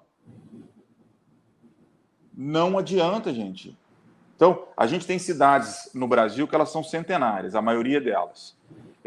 E muitas delas, cara, vêm trazendo consigo soluções sanitárias que não foram adequadas. E você, eventualmente, pode ter uma abundância de água, por exemplo, de estar fazendo captação de águas profundas, e que no ciclo da vida, essa água profunda acabou-se, porque foi contaminada, porque você não teve os dejeitos, né? Questões de drenagem ou de resíduos que foram lançados de maneira inadequada. Então, eu acho que o problema é muito maior e uma solução mais factível é se você fizer essa discussão no nível central. Agora, a gente tem que ser pragmático, porque se a gente ficar, né, no romantismo das soluções, nós vamos ficar discutindo eternamente. Tem que ser pontual, factual, ponto, nós vamos fazer isso, vai e entrega. Se a gente fizer dessa forma, a gente vai evoluir. E nós temos visto, quando você está focado em fazer entrega, no nível federal você tem solução, tem nível estadual com solução, e você também tem nível municipal ou subnacionais que estão entregando soluções. Você pega uma cidade como Uberlândia, ou uma cidade como outras que nós temos que tem a gestão municipal, que tem trazido o seu e apresentado sua eficiência com relação ao modelo de saneamento que está fazendo, que a gente também tem que colher isso aqui e ver a competência que lá está. O meu ponto é que a gente não pode desprezar a complexidade do tema saneamento, porque não é só a gente falar que vai fazer, gente. A adução, tratamento, distribuição, afastamento, tratamento e jogar resíduo. Não é só isso. O saneamento, no final do dia, é muito mais do que isso. Gustavo, então, acho que a solução deve ser prática. Vai, Graziano, desculpa. Desculpe eu. Só fazendo uma provocação, uma boa parte dos problemas que você tá relatando, né, dos desafios que a gente tem para uma melhoria significativa, tem a ver com planejamento, tem a ver com projeto, com um bom contrato. Uma alternativa que se cogita, inclusive o caso, alguns casos que foram citados aqui foram a partir de PMI, é justamente o procedimento de manifestação de interesse, por meio do qual a iniciativa privada poderia propor modelos, arranjos e soluções para determinados entes. Isso poderia ser talvez uma alternativa também para os municípios menores, que não têm estrutura própria para desenvolver todo esse material, todos esses estudos que são necessários. É interessante que você já representa um operador que tem já diversos ativos em andamento, e o Zé Guilherme um novo entrante. Acho que seria interessante ouvi-lo sobre a expectativa e o quanto vocês acham que o PMI pode ser parte da solução. Essa é uma pergunta que surgiu com alguma frequência aqui no chat. Tá, deixa eu tentar. A gente fala bastante, inclusive, acho que eu e o Zé Guilherme já tivemos a oportunidade de discutir isso no passado recente aí. Eu acho que PMI é uma ferramenta ou um caminho de solução, sem dúvida nenhuma. Mas acho que o modelo brasileiro deveria tentar ficar sem a PMI como foi utilizada na história. Ainda é muito perverso o modelo da PMI, porque ele nem sempre vai vir com o mesmo nível de baliza. Ou seja, se a gente está tentando buscar uma solução ampla e completa, se eu crio um mecanismo para criar a inovação das PMIs para modelos estruturais de negócio, eu posso até ter sucesso, mas existe uma chance enorme de você trazer e apresentar mais dificuldade, porque vão ter tantas ideias ou tantas hipóteses que você não consiga trazer evolução. Minha visão, de novo, deveríamos ter, a meu juízo, PMI, não sei, empresa brasileira de projetos, como já foi feita no passado, que acabou não indo por uma série de motivos, mas que era o seguinte, eu pego o Brasil num lugar e esse cara fomenta conhecimento em projeto, para que você tenha o mesmo nível de pensamento numa segregação de mesorregião, de regionalização, o nome que a gente quiser dar. Mas a gente precisa ter um lugar que pense a coordenação e a gestão da escassez do capital e do recurso. Porque o capital não é infinito, gente. Então, quanto mais concentrado o esforço de plano e de estratégia de alocação, melhor. Não dá para a gente fracionar demais. Então, meu medo da PMI é isso, tá? Ou seja, óbvio que a gente tem um passado aí com PMIs que foram super complicados, porque nem sempre os processos eram transparentes ou republicanos. Na Iguá, por exemplo, eu sou contra fazer PMI, ou eu só faço PMI se eu tiver na mesa Ministério Público, o Procurador-Geral do município, o Estado e etc. Se não fosse, eu não faço. Né? Entendeu? Então, assim, eu não quero dizer que PMI não é uma ferramenta que funcionaria, porque eu acho que o mecanismo é inteligente, funciona em outros lugares, a gente poderia usar aqui. Mas eu acho que ele não é adequado ao nosso desenho. Aí deixando aí o Zé dar a contribuição dele. Pô, cara, não podia concordar. Tá?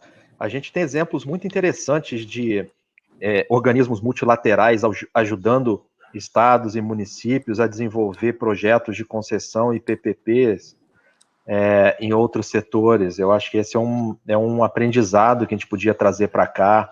São padrões internacionais, né? São benchmarks internacionais. As coisas acabam saindo com um carimbo um pouco mais institucionalizado.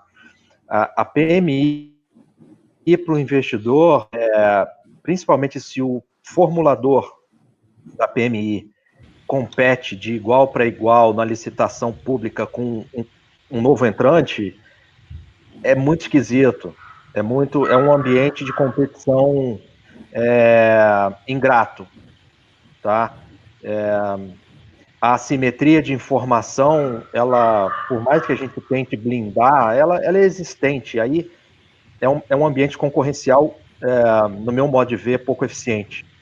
Então, eu concordo com o Gustavo. Eu acho assim, que a gente tem experiências a trazer para esse setor que estão sendo desenvolvidas em outros setores com mais avanço.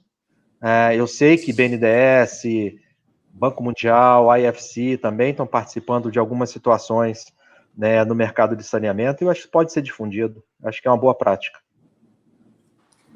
Você, Gustavo, retratou bem que o mercado, hoje temos por volta de 5.500 municípios, aí 3.300 que estão nas empresas estaduais, atendidos, digamos, serviços delegados a empresas estaduais, uns 330, 320 no mercado privado, e estão nas outras 1.200 autarquias.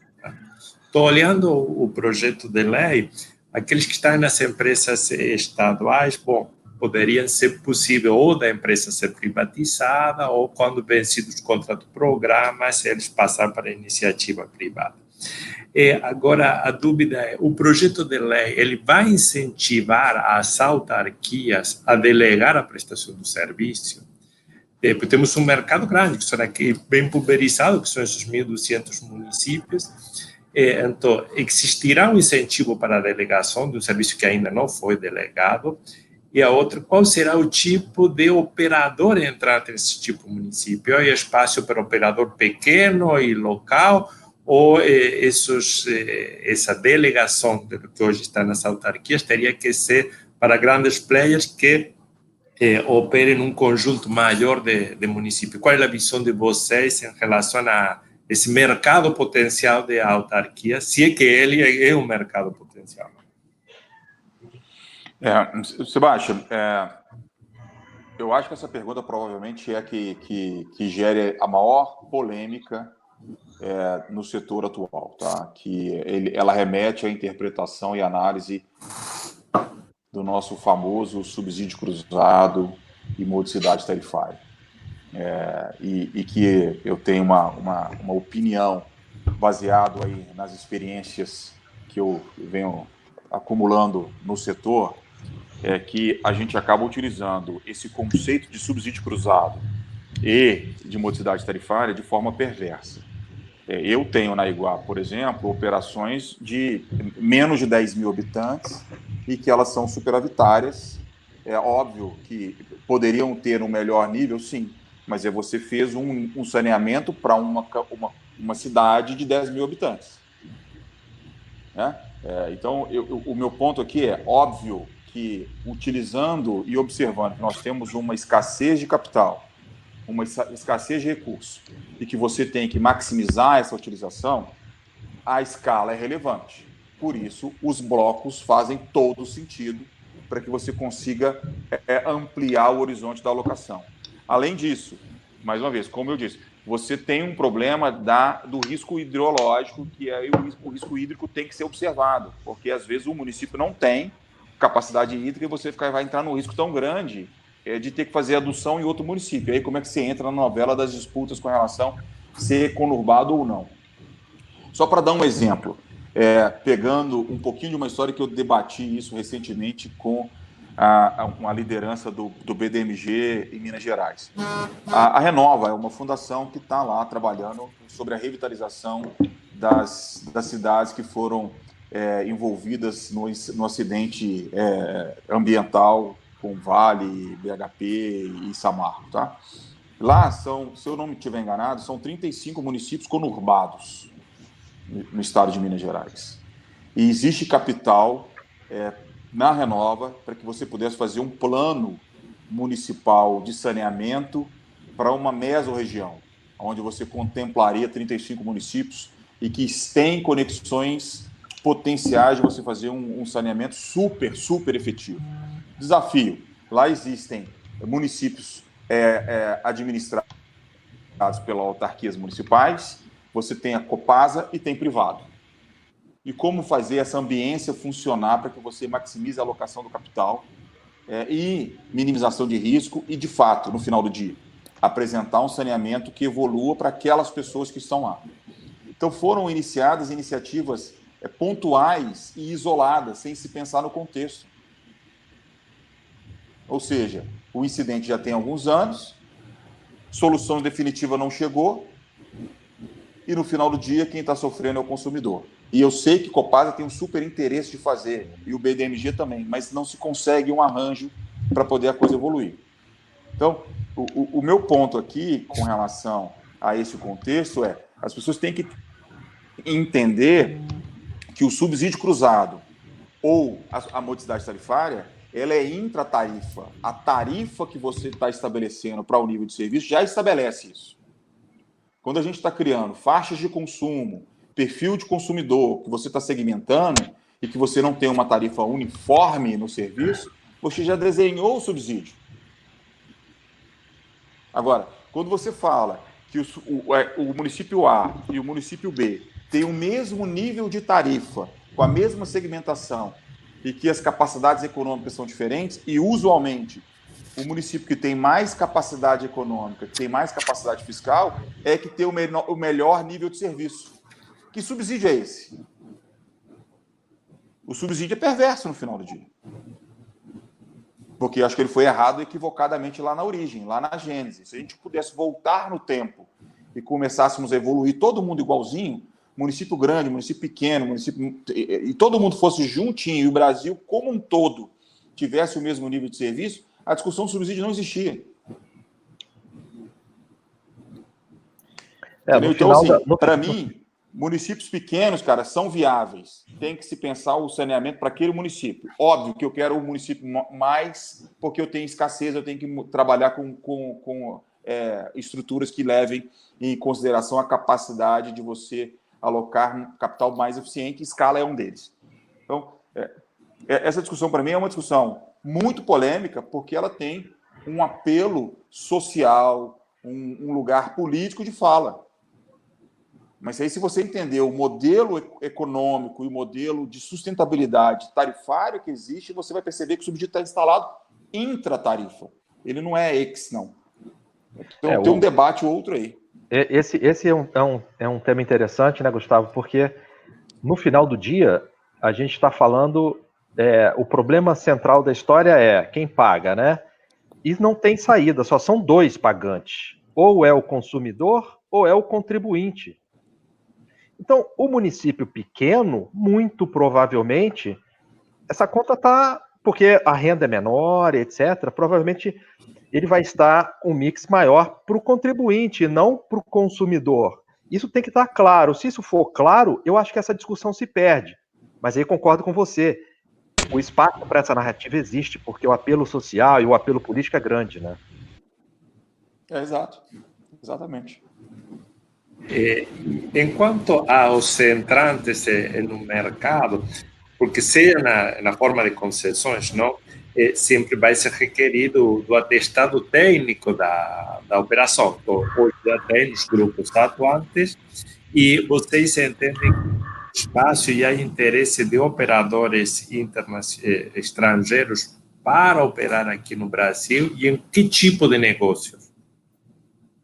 Cara, eu posso falar um pouco, Sebastião, aqui pelo meu lado, porque assim, a gente tem recebido muita provocação não só de investidor financeiro, mas também de operadores em outro país, de outros países, realmente com interesse no setor, tá? Aí vem todas essas colocações que a gente falou aqui antes dos entraves. Mas os interesses existem, são operadores grandes, operadores pequenos. O que eu acho que a gente tem que ter muito cuidado com a forma como a gente coloca as exigências, para que isso não apareça, não transpareça como uma reserva de mercado, porque isso você, obviamente, tira a competição. É a mesma discussão, e eu acho que, de novo, tem aprendizados a serem feitos em outros setores. A gente passou a mesma discussão no setor de aeroportos há pouco tempo atrás. É ou não é exigido que você tenha um operador no capital da concessionária? E por quê? E olha que a operação de um aeroporto é infinitas vezes mais complexa do que operar uma empresa de saneamento. Tá? Muito mais complexa. Hoje a discussão no setor de aeroportos vem migrando para a não necessidade ou não obrigação de você ter um operador no capital da tua empresa, mas eventualmente você o contrata em mercado. E essa é a discussão que tem no mundo inteiro. Você subcontrata a expertise que você não tem e não necessariamente o obriga a trazer no capital. Por outro lado, ter um operador desse no capital é um incentivo a mais. O cara está correndo risco junto com você, né? Está com o capital junto em risco. Então, eu acho que essa discussão ela precisa ser um pouco mais transparente para evitar justamente a gente cair no lugar comum de isso virar uma reserva de mercado. Entendo que no caso do projeto da privatização da área metropolitana de Maceió, esse tem sido um tema discutido entre aqueles entrantes, a dificuldade de se ter o atestado técnico para poder participar no processo de concorrência. Isso poderia estar mitigando, diminuindo a concorrência naquele processo. Esse aqui é o risco que a gente corre. E, de novo, o Gustavo mencionou a experiência que teve na Equatorial lá atrás. Cara, quando a gente comprou a Semar, que foi a primeira distribuidora que nós compramos dentro da Equatorial, quem era o operador? A gente comprou uma concessão que foi devolvida ao setor público, porque a operadora que tinha comprado era uma operadora americana, no leilão de privatização na década de 80. Passou anos tendo prejuízo e devolveu a concessão para o poder público. E aí chegaram lá os investidores financeiros que nunca tinham operado uma concessão, compraram e hoje virou o que é. Então, eu acho que a gente tem que ter um pouco de cuidado. De novo, a gente está querendo trazer competição para o setor, a gente quer trazer melhores práticas e a gente quer aumento de eficiência. As discussões relativas a atestado, você tem que ter um operador XYZ, etc., a gente tem que ter muito cuidado, porque elas correm o risco de, naturalmente, elas se transformarem justamente nisso, em uma reserva de mercado, uma diminuição de competição, e aí, normalmente, isso envolve, obviamente, o interesse público do outro lado, né? Então, eu vejo com cautela aí essas discussões, viu, Sebastião? Como eu concordo com o Zé aí. Acho que a questão dessas atestações aí, no final do dia, elas não... primeiro, elas não fazem sentido, né? Assumindo que você vai só operar, né? Se você voltar no tempo, a história mostra que os interesses gravitaram as empresas concessionárias no Brasil de um outro modelo, né? Vinham e foram derivando, percebendo que precisava evoluir, teve marco do setor e tal. Então, eu concordo com o Zé que a dinâmica para esse assunto capacitação das empresas que são operadoras do setor, precisa ser visto com cautela, porque senão você vai acabar gerando uma reserva de mercado que não faz sentido. E nessa questão, a gente tem, para os processos de licitação de concessões plenas, a modalidade da menor tarifa ou da maior outorga. E tem alguns modelos que agora estão no mercado buscando a questão da maior outorga. Qual é a visão de vocês enquanto a essa relação da concorrência com o mercado, dos prós e contras de ser ela pela menor tarifa ou pela maior outorga?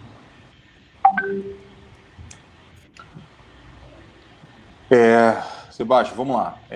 Eu acho que a gente precisa voltar um pouquinho. Por que existe a outorga? Por que ela vai ser na frente, né, um desembolso inicial, ou ela vai ser parcela variável, ou ela vai ser uma parcela fixa, mas ao longo do fluxo do contrato, ou se é melhor uma tarifa de a menor tarifa possível. Eu acho que a gente vai voltar para um outro debate. Eu toparia pagar uma outorga para uma concessão se a gente tivesse, de fato, a interpretação e o entendimento adequado de quais são os ativos que eu estou recebendo. Esse é o ponto central para mim. Assim. Então, se você falou comigo, vamos começar uma cidade do nada, lá no oceano, que vai começar do zero, não tem outorga, gente, não tem nada. Mas o que eu vou pagar é o direito da área, lá da terra, vamos comprar terra. É igual você faz lá no agronegócio, você vai lá e compra a terra e ponto. Você não vai estar pagando preço por ativo explorado, que está lá que não tem nada feito. Agora, no caso brasileiro, e no nosso caso, me parece mais razoável você ter modelos em que as outorgas seriam ao longo do fluxo dos seus contratos. Por quê? Porque a gente não sabe exatamente qual é o ativo que você está recebendo.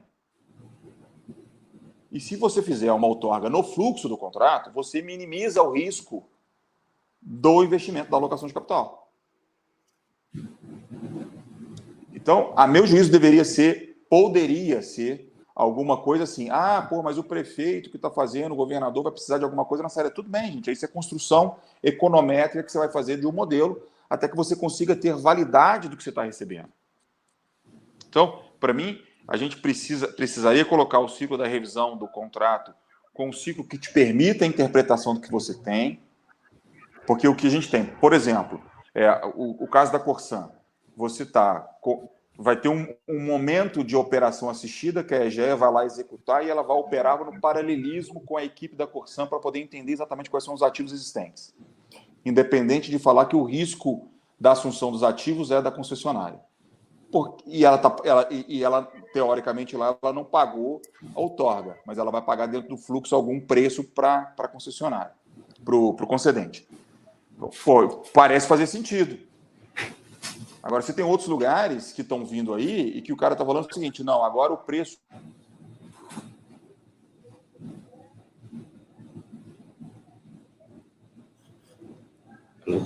Será que ele caiu? Eu acho que caiu, travou. Caiu. Então, deixa eu só complementar a pergunta, porque eu acho que além dessa ponderação do melhor formato, se você puder levar em consideração na tua resposta, além de avaliar se o melhor formato é uma outorga, é uma disputa por menor tarifa, uma provocação que tem surgido aqui no chat as tarifas hoje médias praticadas pelas autarquias, pelas companhias estaduais, elas são compatíveis com as que estão sendo consideradas pela iniciativa privada? Ela é suficiente para os investimentos? Então, Felipe, vou pegar a primeira pergunta aqui do Sebastião sobre a questão do modelo, né, de leilão. Eu acho que o ponto fundamental aqui, Sebastião, de novo, aprendendo com o histórico de outros setores, e aí pega o setor de transporte especificamente, a primeira regra que eu acho que deveria ser pensada aqui é separar o resultado do certame do resultado da concessão, tá? Para você não ter um impacto, por exemplo, em financiabilidade dos projetos, porque você tem um custo fixo a mais que uma outorga, por exemplo, que você tem que pagar no tempo. Então, isso acabou, e é um dos pontos principais de problema em alguns outros segmentos de aeroporto, lá nas licitações iniciais, é um pouco isso, né? E aí, cara, assim, o desenho, se é melhor, menor tarifa ou outorga, concordo 100% com o Gustavo. Se eu não souber exatamente o que eu estou comprando, difícil eu pagar uma outorga, porque aumenta muito o meu comprometimento em risco naquele momento. É claro que, do ponto de vista de incentivo, também é bom para o poder concedente, né? Porque eu estou botando em risco ali, realmente eu tendo a operar aquela concessão de modo mais eficiente, mas para isso eu tenho que ter uma visibilidade muito grande daquele parque de ativos e de operação que eu estou comprando. E a menor tarifa, por outro lado, aí eu tenho que fazer um trabalho grande de diligência prévia ao meu bid, para entender se aquilo que eu vou bidar consegue remunerar a contento todos os meus custos, inclusive meu custo de capital. E aí tem uma análise importantíssima na capacidade de pagamento daquele público ali daquela região. De novo, então, a gente volta na capacidade de pagamento, né? E no ponto do Felipe, cara, assim, eu acho que hoje o que está sendo cobrado, né? Pega uma empresa estadual ou municipal, etc. O que está sendo cobrado hoje, ele pode sim vir a ser suficiente, né? É porque a gente não está olhando o outro lado da equação, que é a ineficiência com que algumas dessas companhias operam. E se você pega o histórico das curvas de dispêndios que têm sido feitos para OPEX e aqueles que têm sido feitos para CAPEX, elas são muito distantes no tempo. Enquanto a curva de CAPEX vem declinando no tempo, a de OPEX, e principalmente folha, vem crescendo absurdamente. Então, a gente tem que ponderar um pouco, né? Ou seja, capacidade de pagamento implica em tarifa, mas também em que tipo de eficiência operacional você consegue operar naquele determinado cenário. Se é uma concessão com um pouco mais de porte, você tem alguns ganhos de escalas aí a absorver. Então, eu não me preocupo muito com essa questão de tarifa nesse momento, dado a tremenda ineficiência que essas empresas públicas hoje, estaduais principalmente, boa parte delas opera. Pegando o tema da outorga, entendo de que realmente se há uma transferência de ativos que ainda não está amortizado, que ainda não está, quando a prefeitura, o poder concedente, entrega ao operador uma série de ativos ainda não amortizados, a outorga buscaria representar o presente desses ativos, tá? Só que se uma dilui no tempo, ela pesa menos na tarifa que uma outorga na entrada. Okay? Porque em qualquer fluxo de caixa, como que você a saída do dinheiro mais rápido, ela vai onerar mais a tarifa resultante. Tá? Só que também a outorga, se ele foi feito com recursos dos contribuintes, a outorga, o contribuinte termina pagando duas vezes, como contribuinte e como usuário. Porque o valor da outorga, ao entrar no fluxo de caixa da avaliação do licitante, ela entra como um custo. Ainda que diluída no tempo, mas entra como um custo. Então, um pouco a discussão nessa da outorga é se foi um investimento que foi feito com recursos da empresa anterior, que ainda não foram amortizados. Ali tem sentido entrar com uma outorga variável no tempo, porque o usuário estará retribuindo, pagando aqueles ativos que já foram feitos com recursos a custo da empresa anterior e que ainda estão sendo carregados entre as pessoas na tarifa, mas tem que ser carregados ao longo da vida útil desse contrato. Agora, se a concessão ela foi feita, boa parte dos ativos foi feito com recursos da prefeitura que vinham dos impostos, já está pago pelo contribuinte. Então, não tem sentido o poder concedente botar uma outorga, porque, na definitiva, é uma transferência dupla do usuário contribuinte para a prefeitura. Sebastião, ajudando aí, essa é a teoria do capital oneroso ou não oneroso na estrutura da outorga. No final do dia, o que você está falando é perfeito. E o que nós temos no Brasil, substancialmente dado pelas empresas estaduais e aí por isso que eu acho que a outorga é um absurdo.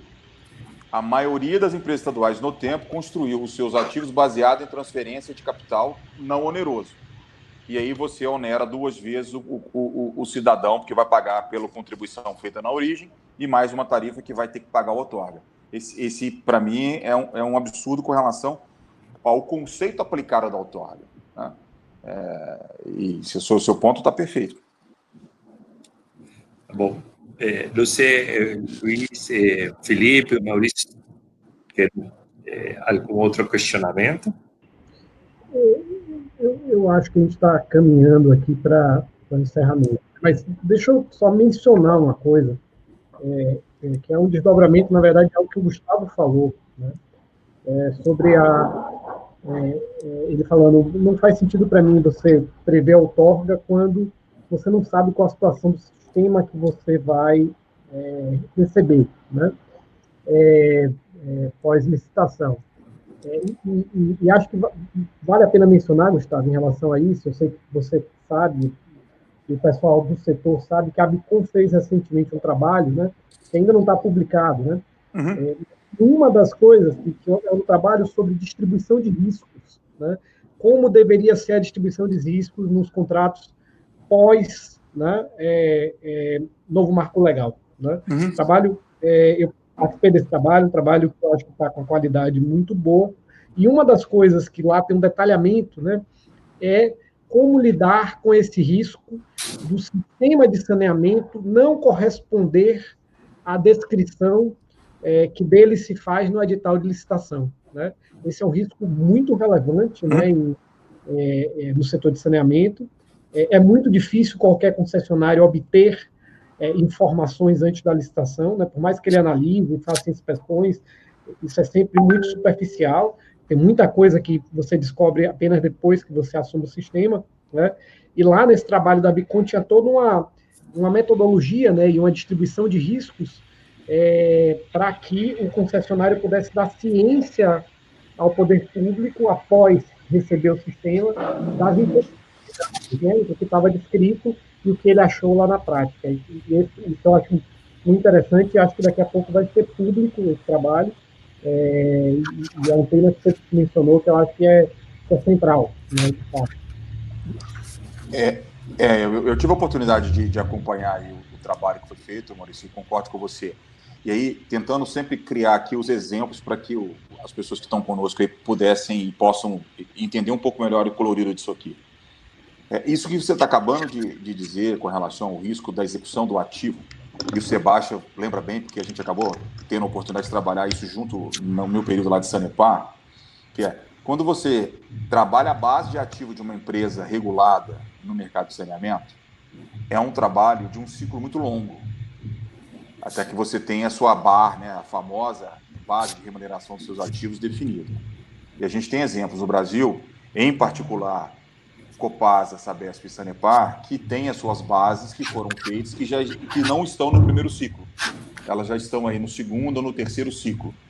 E o Zé, como investidor e é uma pessoa que acompanha bem o mercado, tanto de private ou de equity ou de dívida, vai perceber o seguinte: a maior parte do debate no tempo de uma empresa pública que tem os riscos ex post, que são os riscos que são sempre bem depois da execução, estão conexos sobre mais ou menos valor alocado derivado dessas de base de ativos. Por quê?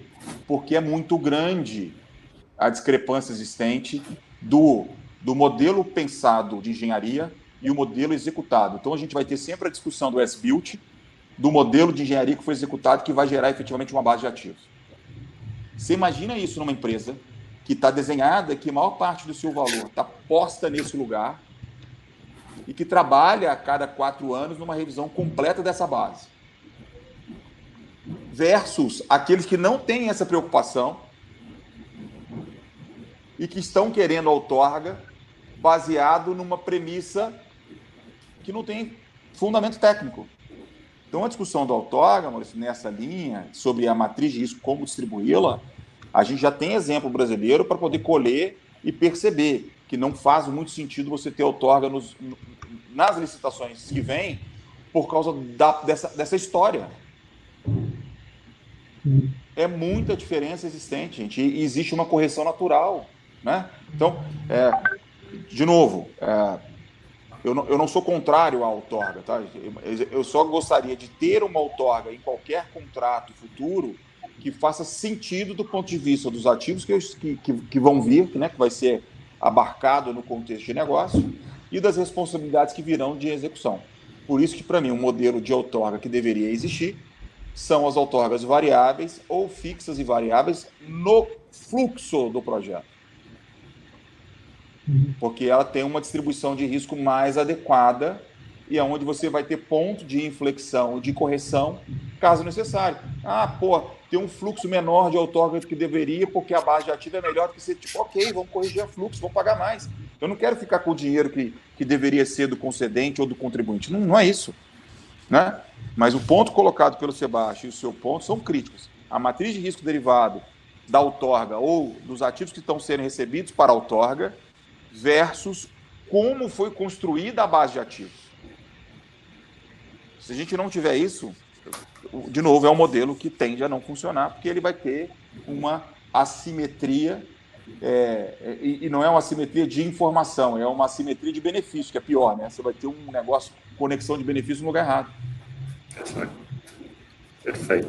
Bom, nós já estamos indo para os últimos minutos desta webinar. Eu queria agradecer muito a participação de vocês, foi muito rico o debate. Acho assim que, como síntese de tudo que temos falado hoje, acho que o consenso é que o projeto de lei ele tem que andar, precisa ir para frente para mudar o cenário, e a participação do capital privado não só hoje vir em forma de PPPs, porque isso já existe no marco legal, senão que bom, procura por um novo projeto de lei a participação do capital privado também nas concessões, e para viabilizar o capital privado nas concessões é necessário que exista essa possibilidade de negócio, essa possibilidade de concorrência com o fim dos contratos de programa, mas que as concessões, para elas funcionar, precisam de segurança jurídica e regulatória, e essa segurança jurídica e regulatória vem de fortalecer as instituições subnacionais, e ali que a esfera estadual e federal entram com normatizações padronizadas da regulação, apoios à elaboração dos planos municipais e uma adequada alocação de risco. Vocês falam, há interesse, sim, do setor privado em participar, não só dos operadores locais, mas também de operadores estrangeiros, e eu acho que ainda, depois da aprovação da lei, virá toda a agenda institucional necessária para ir resolvendo os problemas complementares que façam com que o capital privado, de fato, chegue a contribuir no avanço da universalização. Não sei se Maurício ou Felipe querem fazer alguma colocação final. Eu queria apenas mencionar que no próximo bloco, né, a gente vai falar especificamente sobre segurança jurídica no bloco 6, né? Teremos aqui um debate extremamente interessante, né? Entre pessoas com muitos anos no setor de saneamento, né? Gerson Kelman, né? Que o nome dispensa apresentações, né? Aliás, também o Mário Engler Pinto Júnior, né, que é presidente do Conselho da Sabesp. O Gerson foi CEO da Sabesp, foi presidente da ANA e foi presidente da ANEEL muitos anos também. E o Carlos Eduardo, que é presidente da ABICOM, né, e do Conselho da SAAB. Esses estarão no próximo bloco. Quanto ao bloco de hoje, novamente, eu me sinto aprendendo, né, nesses eventos. Eu já falei aqui que eu me sinto me educando em público, queria Agradecer muito ao Gustavo, a Tereza. A Tereza teve problemas técnicos, mas felizmente a participação dela, o tempo que ela teve aqui, pôde contribuir muito. E agradecer também ao José Guilherme e devolver a palavra aí para você e para o Felipe, Sebastião, se tiverem qualquer consideração. Eu reitero os agradecimentos. Tem sido, como o Maurício colocou, apesar do tempo já atuando no setor, um grande aprendizado esse debate aqui. É impressionante a quantidade de opiniões diferentes e muito bem fundamentadas que nos fazem refletir sobre convicções que a gente julgava antes absolutamente corretas. Então, agradeço vocês três pelo debate, pelas opiniões que vocês colocaram, e passo a palavra para vocês para qualquer consideração final. Tereza quer falar? Não sei se ela está com... Eu acho que a Tereza está com problema na conexão dela. Tá, eu só agradecer vocês então aqui, gente, pelo finalmente aqui o grande debate aqui. Tanto quanto o Maurício, vim aprender aqui com Tereza e Gustavo, saio muito feliz aqui pelo resultado. Muito obrigado. Tá bom. Bom, obrigado a todos novamente e nos encontramos na próxima terça-feira, no mesmo horário, de 10 a meio-dia, e para continuar com este debate que é enriquecedor para todos. Até mais. Gustavo. Não, só para poder tentar fechar aí, acho que para poder pegar um gancho geral de um tema que acho que está conexo ao nosso assunto de hoje, que vocês estão cobrindo. Parabéns pela iniciativa, espetacular esse nível de discussão, de novo, aprendendo sempre. Mas um tema que a gente não falou é sustentabilidade, questões ligadas ao ESG, e que nós não estamos colocando em perspectiva nos contratos e no debate da solução atual. Tem que ser posto. Por quê? Porque existe capital disponível, existe interesse mútuo, e aqui eu acho que de forma genuína a gente vai conseguir construir um negócio perene, de longo prazo, olhando um horizonte diferente. A gente precisa colocar nos debates das discussões do marco legal, das questões da segurança jurídica, os temas conexos à sustentabilidade dos negócios e do negócio de saneamento. Então, acho que é um tema que fica aí um pensamento, porque eu acho que tem possibilidades de explorar nos contextos atuais e, em particular, no nosso. Ótimo. Agradeço mais uma vez aí, pessoal. Obrigado. Obrigado a vocês. Abraço. Um abraço. Maurício, obrigado. Sebastião, um abraço para todos. Abraço.